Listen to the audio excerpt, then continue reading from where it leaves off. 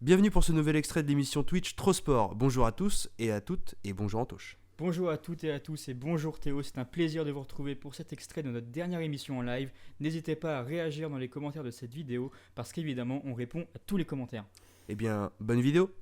C'est le combat que tout le monde attendait depuis un moment. C'est un combat dont tout le monde parlait parce que les deux intéressés, notamment plus l'un que l'autre, puisque l'un parle plus que l'autre sur les réseaux sociaux, voulaient énormément.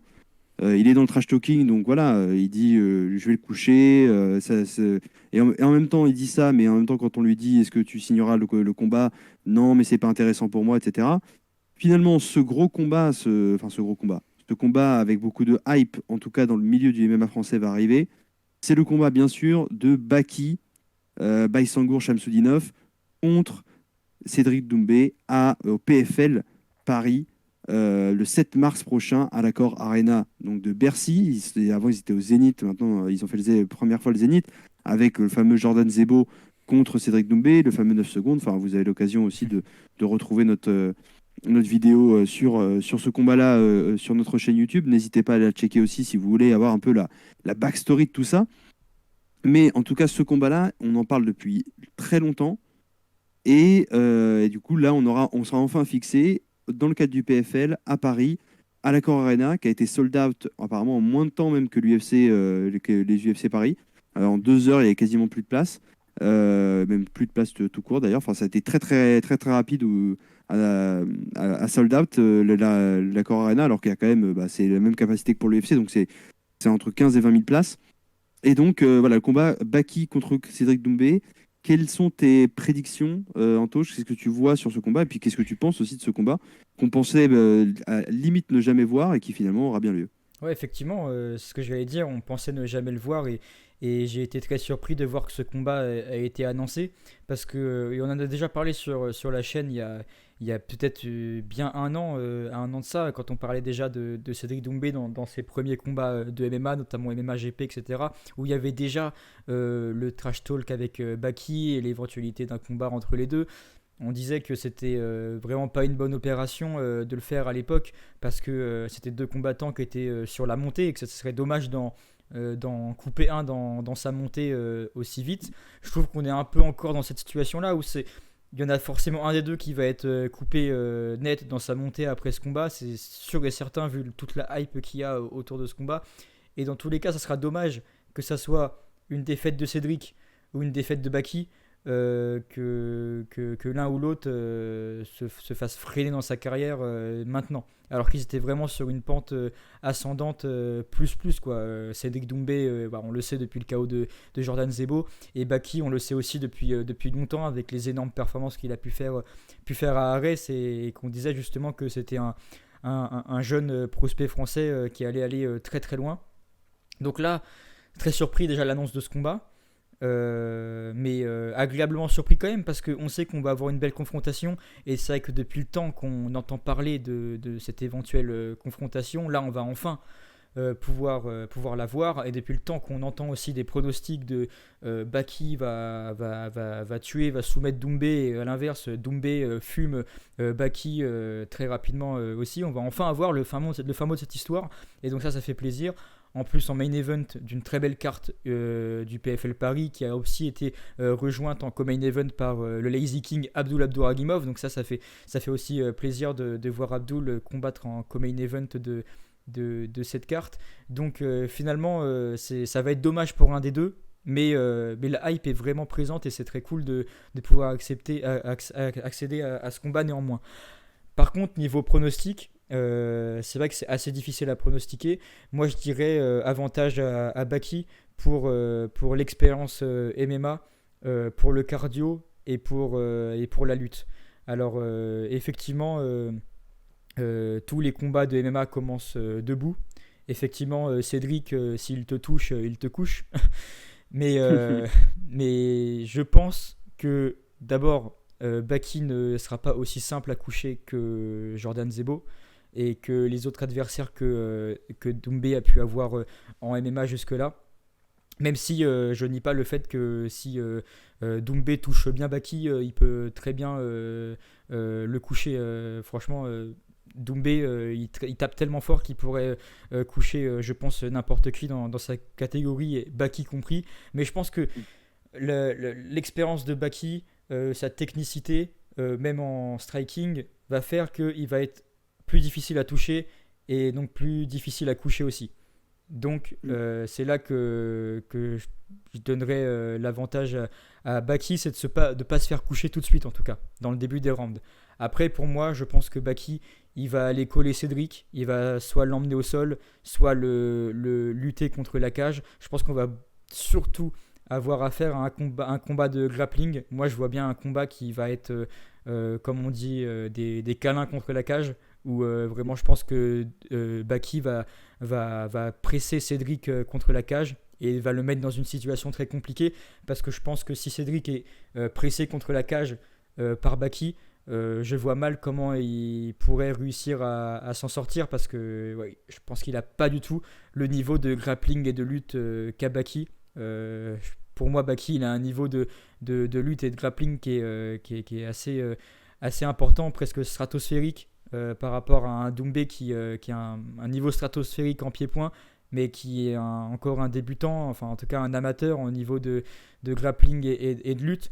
Donc je pense que c'est ça qui va faire la grosse différence, et c'est pour ça que moi je pronostiquerais un Baki par décision, après avoir maîtrisé et contrôlé le combat contre la cage, avec des amenés au sol face à Cédric Doumbé, qui je pense aura un peu de momentum, va réussir à caler quelques coups, quelques bonnes phases de striking dans les débuts des rounds. Mais je pense que en peut-être que Doumbé va être bon dans les premières minutes de chaque round, celles qui vont être debout, mais qu'après les 4 autres minutes, Baki va soit l'emmener au sol, soit le coller contre la cage, et donc être celui qui va être offensif et marquer les points pour aller chercher la décision. Ouais, je suis assez d'accord avec ton analyse du combat. C'est vrai que pour revenir sur le combat en lui-même, c'est sûr que les deux ont à perdre, peut-être Baki d'ailleurs plus que Cédric, parce que Cédric a une hype, mais en même temps, c'est pas un mec qui, entre guillemets, de base, déjà, c'est pas un prospect dans le sens où voilà, il est sur. C'est une deuxième carrière finalement pour lui. Il a pas grand-chose à prouver, si ce n'est que voilà, lui, il veut effectivement prouver que c'est le meilleur combattant en général, pas que kickboxer.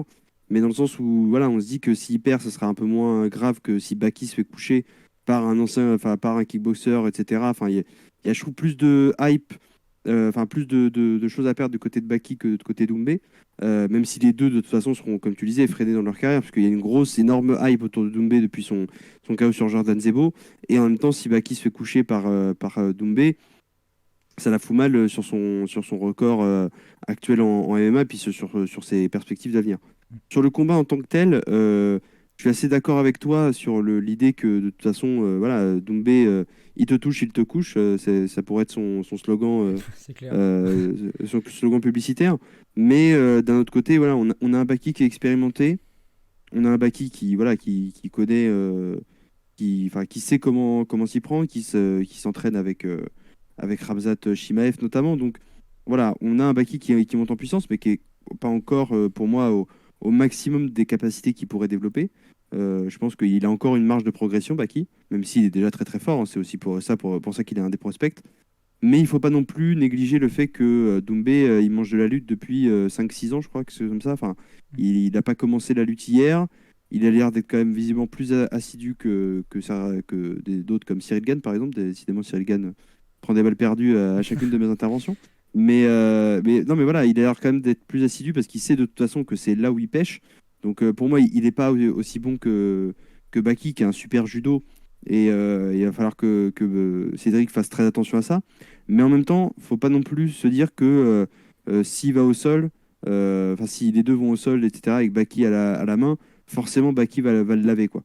Il y aura pour moi, il y aura combat. Après, je suis d'accord avec toi. Pour moi, soit ça se termine par un KO de Cédric sur Baki, et c'est compliqué quand même pour Baki à ce moment-là, parce que enfin, niveau image, etc., ça va être difficile. Soit pour moi ça va à la décision. Je vois pas Baki faire une soumission. Je le vois pas mettre KO Cédric, parce que Ouais, c'est pour Cédric, ça que je voyais pas non plus de soumission pour Baki, même ouais, malgré le non, contrôle mais en lutte. Ah oui, mais en fait, il est très bon. Puis il est très bon en judo. Il a des bonnes projections, etc. Enfin, justement, les amener au sol, je pense, de Baki seront intéressantes. C'est pour ça que je dis que Doumbé, il est assez bon. Il va falloir qu'il fasse attention parce que justement, je pense que Baki fera pas l'erreur de Jordan Zebo d'essayer de vraiment de boxer à fond avec Cédric. Mais c'est vrai que Baki, je pense pas qu'il ait un super jiu-jitsu. Enfin, il est bon, hein, mais voilà, je pense qu'il ira pas tenter comment dire, la soumission. Mais pour moi, je pense que voilà, si ça fait 3 rounds, Baki a toutes ses chances de gagner à la décision parce que j'ai l'impression qu'il a peut-être une compréhension un peu plus en global, entre guillemets, du MMA et de comment ça se travaille et comment s'articulent les différentes phases. Et oui, et Cédric, comme depuis ses débuts en MMA, il a une vision très market aussi. Il market très bien ses fights. Même si, comme je disais, il est très sérieux dans sa préparation. Il s'entraîne aussi avec les meilleurs. Il s'entraîne avec Saladin, notamment Parnasse. Donc voilà, il y a du niveau des deux côtés. Ça va être un combat très intéressant. C'est dommage qu'il arrive aussitôt quand même dans la carrière des deux. Je l'aurais aimé un peu plus tard. Mais voilà, ça va être hyper intéressant. Le 7 mars, donc à l'Accor Arena, en plus à Paris, à domicile. Voilà, moi j'aimerais une victoire. Tu me diras, c'est assez cornélien parce que voilà, on aime bien quand même le trash talk de Doumbé, même si sur certains trucs, il faut quand même parfois qu'il se calme un peu. Euh, et en même temps, Baki, voilà, ce serait quand même terrible pour un prospect comme lui, qui est un gros bosseur aussi, de se faire éteindre, ou en tout cas de voir sa hype un peu baisser à cause d'une défaite, d'un chaos, ce serait le pire, mais ou même d'une défaite contre Doumbé.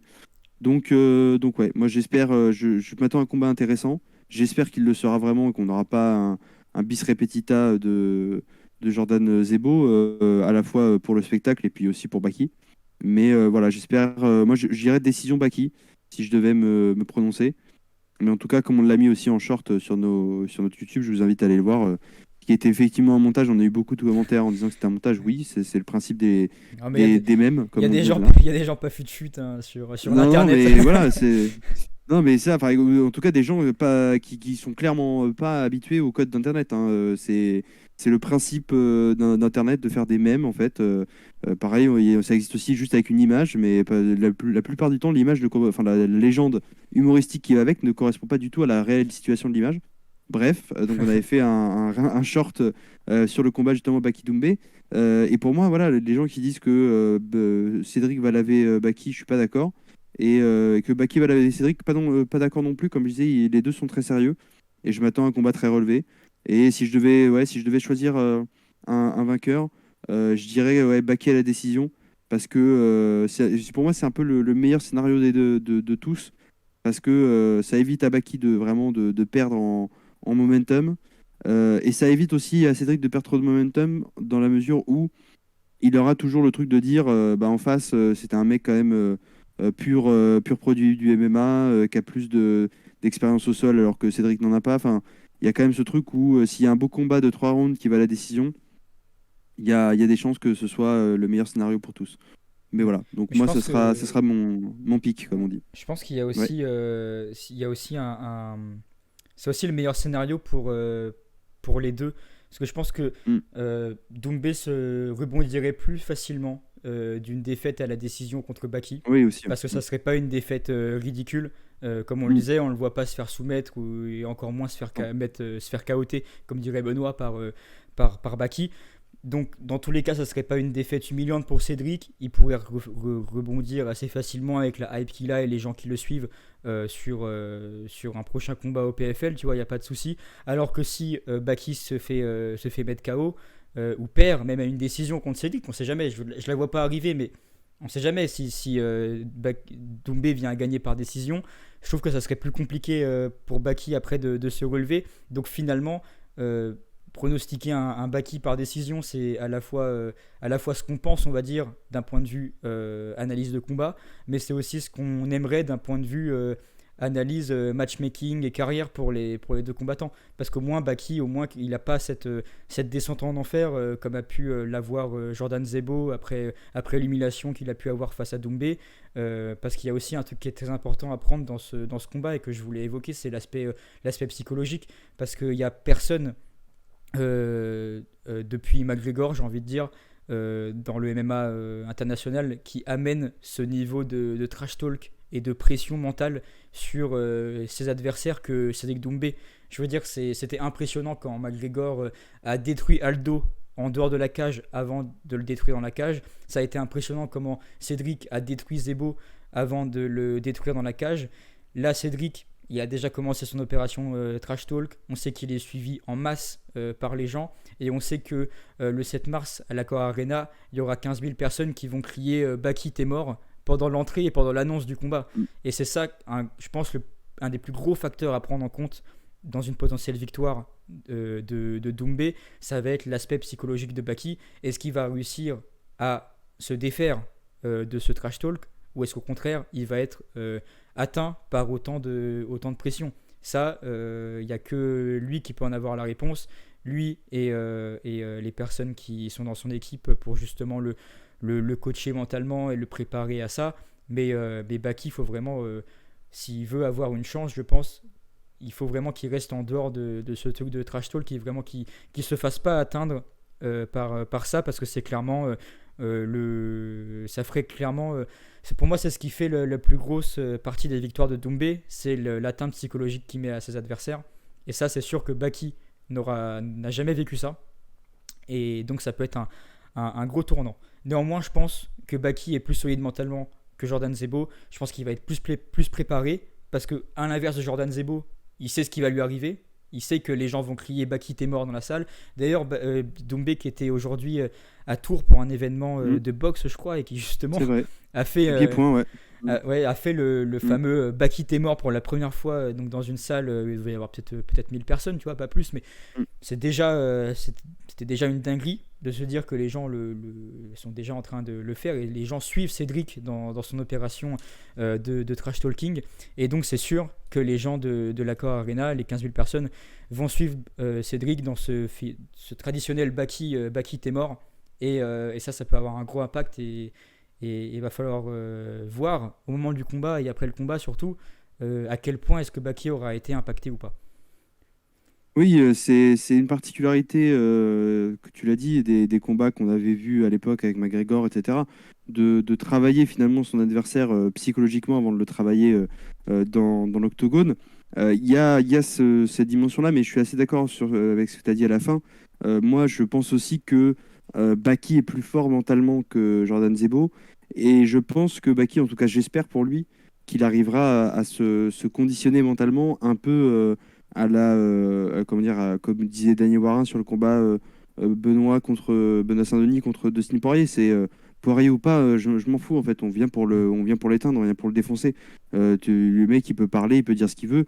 On vient pour le défoncer. Et c'était voilà, c'est un peu le reproche qui avait été fait notamment à Cyril Gane, pour revenir dessus. On en a déjà parlé, on l'a déjà évoqué sur une autre vidéo, enfin à un autre moment pardon du live, mais et on l'avait déjà évoqué d'ailleurs en vidéo aussi au moment de sa défaite contre John Jones. Il y a ce truc de en fait il faut se conditionner mentalement, quoi. Tu peux pas te laisser justement, enfin tu dois te laisser le moins possible envahir. C'est toujours facile à dire et c'est moins facile à faire, hein, ça j'en ai conscience, mais tu dois le moins possible te laisser envahir par ça, parce qu'en face c'est exactement ce qu'il recherche.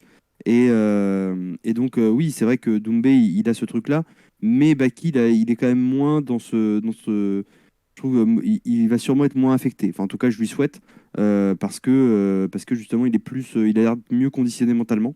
Mais bien sûr que ça joue. Bien sûr que quand tu es dans une salle remplie de personnes, enfin d'un public, effectivement, au Palais des Sports de Tours pour la Nuit des Titans, je ne sais pas combien il y avait de personnes, peut-être un peu plus que 1000 quand même. Mais effectivement, c'est pas la capacité de l'Accor Arena. Donc, si ça fait si 5000 personnes comme un Zénith, déjà, c'est très bien. Mais rien que, comme tu disais, même rien que 1000 personnes, même si tu as 1000 personnes dans une salle qui crient ton nom et t'es mort, tu vois, Baki, Jordan, mais n'importe qui, forcément, c'est particulier, tu vois. Même si tu t'es préparé avant et tout, je pense qu'il y a quand même un truc qui marche moins bien, à ce moment-là où tu te dis, putain, il y a un truc, il y a une pression, quoi. Donc forcément, c'est un truc qui va devoir travailler aussi. Mais bon, après, voilà, il y a aussi ce truc-là où si Cédric Doumbé se fait vraiment laver aussi devant tout le monde, Cédric a aussi cette pression. Cédric a peut-être plus de pression sur ce combat-là, notamment autour de la hype et du fait que les gens veulent le voir depuis longtemps, du fait que depuis longtemps il dit qu'il va l'éteindre, que machin. Il y a ce truc-là aussi où lui a la pression aussi du trash talk, et peut-être plus sur ce combat-là que sur le combat de Jordan, où tout le monde savait en fait à la base. Lui, il l'a fait pour justement aussi se mettre en valeur en disant je vais l'éteindre. Mais tout le monde savait que globalement, sauf miracle, où Jordan Zebo se révélait, où il jouait très bien son combat, il allait l'éteindre. Peut-être pas en 9 secondes. Très clairement, je pense que ceux qui avaient prédit le 9 secondes, ils étaient très très forts. Clairement. Mais bon, de là à dire qu'il allait tenir les 3 rounds et qu'il allait avoir une décision, faut pas non plus abuser. Tu vois, moi j'aurais dit effectivement KO premier, KO deuxième. On savait que Cédric en plus aimait bien faire un peu durer les combats, en tout cas sur ses dernières apparitions au MMA Grand Prix avant de signer au PFL. Mais là, effectivement, on savait très bien que ça allait se finir. Là, Baki, c'est vrai qu'il y a peut-être un coup à jouer de la part de Baki aussi, à mettre un peu de pression mentale en disant, mais finalement, voilà, t'as intérêt à toi aussi, Cédric, à être à la hauteur du rendez-vous. Mais ouais, t'as raison, c'est important de le préciser, notamment quand là, il y a un adversaire, entre guillemets, plus solide en face, et qui est aussi dans l'univers médiatique depuis un moment du MMA français, où ça va peser et ça va avoir son effet. Et ce qui fait aussi les enjeux, entre guillemets, un peu exacerbés d'un combat qui, sur le papier, devrait pas être aussi exacerbé que ça, quoi. Enfin, les enjeux devraient pas être aussi fous. Mais parce que Cédric est d'abord ancien champion du monde de kickboxing, mais aussi parce que voilà, il a tellement une grande bouche, comme on dit, à toujours trash talker, que forcément ces combats sont plus regardés. Et d'un côté, on a envie de savoir si le mec en face va tomber ou si Cédric va enfin tomber, entre guillemets. Voilà, est-ce que celui qui ouvre tout le temps sa bouche va enfin se faire éteindre ou va enfin perdre? Ce sera la réponse qu'on aura du coup du côté de l'Accor Arena de Paris le, en mars prochain, le 7 Le 7 mars, mars, ouais. à l'Accor Arena. D'ailleurs, c'est déjà sold out pour ceux qui. Je l'avais précisé au début, mais voilà, ça c'est sold out très rapidement. C'est vrai que moi j'avais vu passer le truc, et puis 2 heures après, j'ai voulu regarder en me disant, tiens, si je peux choper une place, et il y avait déjà plus rien. Donc vraiment, c'était Mais assez fou. apparemment, il y a aussi un truc, c'est le PFL était pas sûr de pouvoir remplir l'Accor Arena, et donc ils Mhm. avaient ouvert un premier nombre de places la première fois, et ça s'était Ok. vendu en 45 minutes. Alors je sais pas Mhm. exactement combien de places, quelle était la capacité de Oui. la salle qu'ils avaient mis en vente, pour voir si justement déjà il y avait un engouement, s'ils allaient Mhm. réussir, s'ils avaient espoir de remplir la salle ou pas. Et finalement, comme c'était sold out la première session hyper rapidement, ils avaient refait une deuxième session il y a pas très longtemps justement, pour mettre en place les dernières places. Et ça s'était aussi vendu Oui. très très vite. Mais il y avait quand même ce Oui. doute tu vois, du PFL à la base, qui était pas sûr de pouvoir faire le bon entre le Zénith de Paris et l'Accor Arena. Finalement, ils avaient fait ce truc-là pour être sûr, et l'effet Doumbé, j'ai envie de dire, était plus que présent. Alors malheureusement, Ouais. j'ai pas les chiffres des deux Mhm. sessions, mais je crois que ça s'est fait comme ça. Mais c'est vrai que c'est intéressant, justement, on en parlait au début et tu l'as rappelé là. C'est vrai qu'ils sont passés du Zénith de Paris qui est 5000 places à l'Accor Arena, comme je disais, qui en fait entre allez, peut-être à 16 000 17 000, hein. Après, ça dépend des configurations en l'occurrence, hein. C'est pour ça que à la base, je disais entre 15 et 20 000 parce que forcément, en configuration concert avec une fosse, etc., on peut mettre plus de gens que quand on est obligé d'avoir l'octogone, des places assises autour de l'octogone plus les gradins. Voilà, c'est un peu différent. Mais effectivement, c'est intéressant. J'avais pas cette info-là justement sur les choses, mais ça me paraît pas déconnant dans le sens où ils ont pas dû mettre que 5000 places en vente. Mais c'est vrai que si tu en mets déjà 8, entre 8 et 10 000, en te disant, bon voilà, si je fais déjà à la limite à peu près les 2 tiers de la salle, c'est déjà bien. Et après, tu mets effectivement quand tu vois l'engouement qui est derrière. Mais je pense aussi que l'engouement, il est de l'effet Doumbé, bien sûr, mais de l'effet MMA en général. C'est quand on Mm. voit même les Aussi, ouais. organisations non, mais voilà, comme Hexagon MMA qui a fait le Zénith et qui a rempli, alors qu'on pourrait se dire, bah, le Hexagone, c'est pas Doumbé, c'est pas le PFL, c'est pas l'UFC, il y a pas de. Mais quand même, en fait, il y a cet effet MMA qui est de plus en plus vrai, et des gens qui se déplacent et qui viennent. Et heureusement, d'ailleurs, pour les organisations françaises, on salue les frères Pourru du coup, dirigent Hexagone. On salue, bien sûr, Abdel de. J'ai oublié, bah, j'ai oublié son. MMAGP. MMAGP, exactement, le MMA Grand Prix qui est, en plus, on adore, enfin moi personnellement j'adore cette organisation, j'avais été voir au Cirque d'hiver Jérôme Le Banner pour son dernier combat, donc voilà, Abdel de MMAGP et tous les autres qui animent voilà, l'AEF de Willy Sirop, enfin voilà, il y a plein de super organisations, et surtout bah, pour faire combattre les combattants français et tout, et l'avantage qu'ils ont, ces organisations-là, et c'est aussi pour ça qu'elles peuvent se développer, c'est que les gens répondent à l'appel. Et je pense que voilà, le PFL n'était pas sûr, mais ce qui est normal parce que forcément tu te dis, on n'a pas forcément la hype de l'UFC, on a fait un petit zénith et tout machin, attendons de voir. Et franchement, c'était smart de leur part, mais comme je disais, Sold Out quand même, qui montre, comme on le disait, la hype autour du truc. Et c'est ce qui va faire, je pense, tout drôle effectivement à Baki d'entendre d'entendre quasiment toute la salle crier Baki t'es mort juste avant le début du combat. Ouais. En tout cas, Eh bien, ouais, très hâte de voir ce combat, hein. ouais. On en reparlera sur Trosport Oui, bien évidemment. sûr. On va le On vous débrief tient au courant. pour sûr. Soyez là après le 7 mars pour l'émission du mois de mars pour justement faire avec nous ce débrief de ce combat. Mais en tout cas, on est les premiers hypés et très très hâte de voir ce que ça va donner. Exactement, ouais, comme je disais, on est partagé, ça s'est entendu dans nos analyses. C'est vrai que on est partagé un peu parce que, un peu comme tout le monde, je pense, on se dit, mais où va ce combat? Et justement, on a envie finalement d'avoir la réponse. On a envie de vivre ça et de pouvoir avoir enfin finalement la réponse à une question qui est peut-être pas existentielle, mais qui était en tout cas une des grandes questions du MMA FR pendant un moment. En tout cas, on se disait, est-ce qu'on va le voir? Est-ce qu'on va peut-être jamais le voir? Est-ce qu'on le verra plus tard? Est-ce qu'on le verra pas? Et finalement, il se fait et il va se faire très, très bientôt. Donc, bien sûr, restez connectés sur Trosport, sur YouTube, Instagram et bien sûr ici sur Twitch pour revenir en parler, même avec nous, après la victoire de l'un ou de l'autre, puisqu'il y aura forcément l'un des deux qui gagnera, ou pas d'ailleurs, peut-être qu'il y aura Ça serait... une égalité majoritaire, Ouais. ça serait fou. Et on Ça en sera- parlera ça- d'autant plus. Oui, c'est ça, et on en parlera, on fera une émission spéciale où on débriefera chaque moment du combat. Ouais, Non, presque. plus sérieusement, c'est vrai que voilà, il y aura forcément un vainqueur normalement, encore une fois, sauf problème. Mais voilà, on aura l'occasion de le débriefer. Et si vous avez, vous, l'occasion d'être sur place dans la salle, ce qui ne sera pas notre cas cette fois-ci, comme je disais, faute de réactivité de notre part aussi. Mais voilà, si vous êtes sur place ou si simplement comme nous, vous allez suivre depuis chez vous, n'hésitez pas à ce moment-là à passer nous voir aussi en live ou après à venir sur les rediffs YouTube dans les commentaires, nous laisser un petit message en nous donnant aussi, vous aussi, sur la rediff YouTube qu'on fera sûrement sur nos prédictions sur Baki Doumbé. N'hésitez pas aussi à réagir, à nous dire ce que vous pensez. Est-ce que vous pensez que c'est plus Baki, plus Cédric? Qu'est-ce que vous pensez aussi de ce combat, de la hype autour, comme on disait, de la particularité psychologique autour de ce combat? N'hésitez pas voilà, à réagir aux mêmes points sur lesquels nous on a réagi. On n'hésitera pas à vous répondre. On apprécie toujours les commentaires que vous laissez quand ils sont voilà, constructifs, intéressants et que voilà, un point de vue, comme on le disait plus tôt dans le live, il y a parfois où voilà, on a des désaccords. On voyait Benoît en 2 combats au titre. On nous a dit dans les commentaires non. Finalement, on a eu raison. Mais encore une fois, c'est pas une compétition. Souvent, parfois, on a tort. Et encore heureux, j'ai envie de dire, parce que sinon, ça serait autant ne pas faire de vidéo et simplement voilà, donner les infos en 5 minutes et se barrer. Donc c'est ça qui est intéressant. Et donc n'hésitez pas vraiment à nous donner votre avis, à débattre aussi dans les commentaires avec nous. Et on sera un plaisir de vous répondre et d'échanger. Merci d'avoir regardé cette vidéo. On espère que vous avez apprécié le sujet et qu'il vous a fait réagir. Encore une fois, n'hésitez pas à vous abonner, à liker la vidéo et laisser un commentaire. On répond à tout le monde et ça nous fera très plaisir d'échanger avec vous. Encore mieux, vous pouvez passer avec nous pendant notre prochain live Twitch pour échanger en direct et vous retrouverez toutes les informations utiles sur nos réseaux sociaux qui s'affichent à l'écran et en description, notamment Instagram et Twitter. Merci à tous et à bientôt sur nos chaînes Twitch et YouTube. A très vite sur Trosport.